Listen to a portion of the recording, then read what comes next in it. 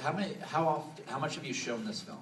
We played it last night. You played it some other places. Yeah, it's played in Italy at the Taormina Film Festival, Oldenburg Film Festival. We won a prize in Oldenburg. It played at Michael Moore's Film Festival in Traverse City. We won the Founders Prize. So nice. we've won a couple nice prizes with the film. It's just really wonderful. And has anybody been offended?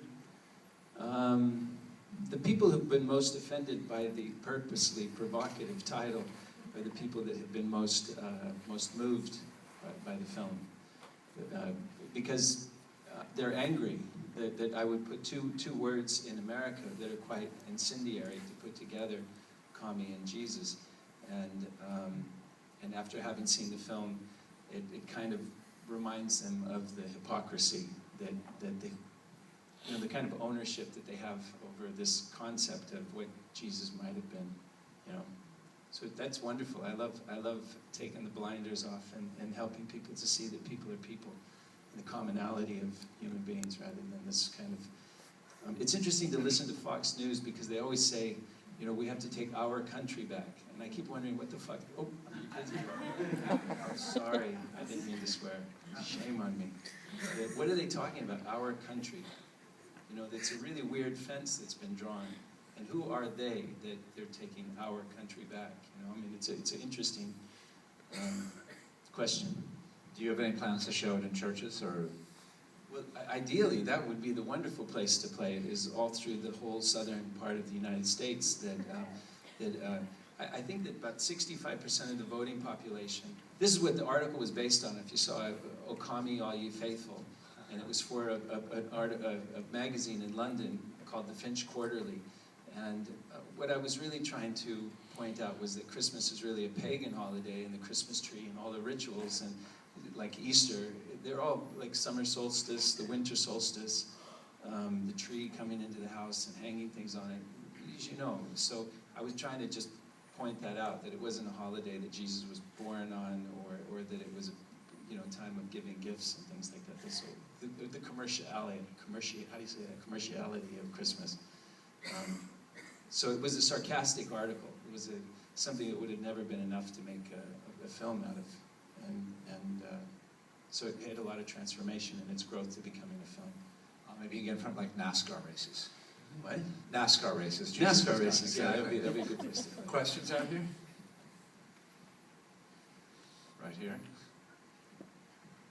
I'm asking this on behalf of my friend who was here last night and didn't get a chance to ask it. Nicole was wondering, how can you get in front of people who maybe aren't like those of us in the crowd who already kind of are not offended by the title? I mean, have you thought of getting it in churches? There are some churches who would think it's great anyhow, and they probably believe in all the points that you're making, but do you have some kind of counterculture way of trying to get it out there?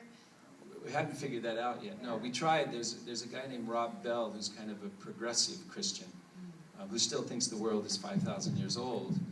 But that's what I started to say about that.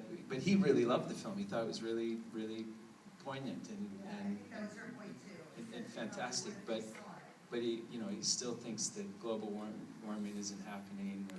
I don't know that about Rob Bell. That's not fair. I don't know that that's true. But as I'm starting to say, that 65% of the people that are voting in the next election, about half of them identify themselves as Christians that don't think the world's more than 4,000, 5,000, 6,000 years old.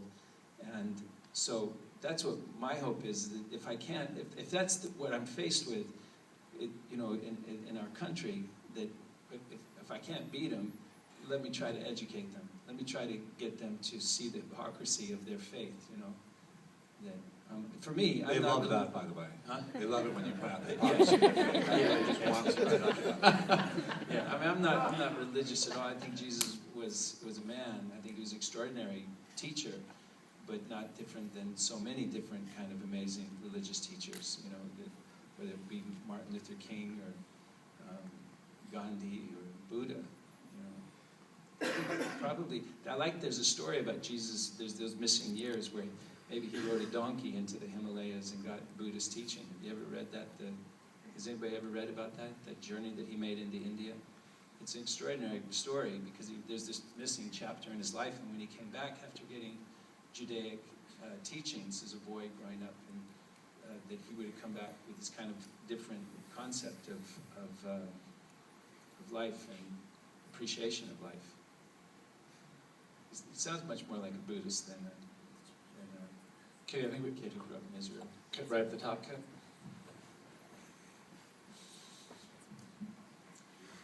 I was really curious about the very last line in the film about dividing time. It was the one thing I didn't understand. Could you elaborate a little bit on what that means? Yeah. The Germans thought it meant, like in the I'm not religious, but the Old Testament where they divided time. That's the first one, it's the old one. The night and day, he divided night, and God divided day from night. I'm all right, The Old Testament? Genesis.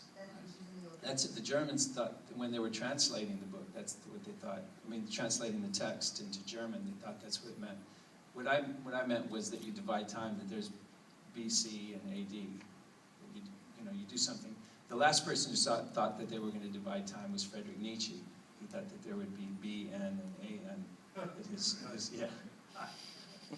He wrote about it, yeah. I think it's in Ecce Homo. Anybody else? Cool. Matthew, thank you for that. Right on. And Matthew will be back to talk about bikes after this next film. Perfect.